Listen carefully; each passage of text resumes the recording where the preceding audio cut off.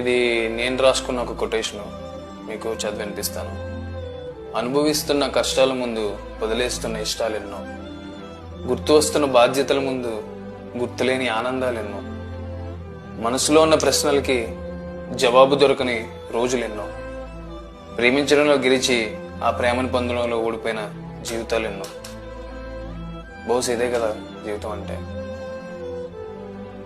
నాకు చాలా బాగా అనిపించింది నేను రాసుకున్నప్పుడు కూడా.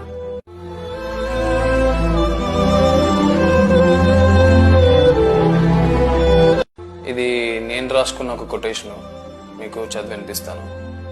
అనుభవిస్తున్న కష్టాల ముందు వదిలేస్తున్న ఇష్టాలెన్నో, గుర్తు వస్తున్న బాధ్యతల ముందు గుర్తులేని ఆనందాలెన్నో, మనసులో ఉన్న ప్రశ్నలకి జవాబు దొరకని రోజులెన్నో, ప్రేమించడంలో గెలిచి ఆ ప్రేమను పొందడంలో ఓడిపోయిన జీవితాలెన్నో.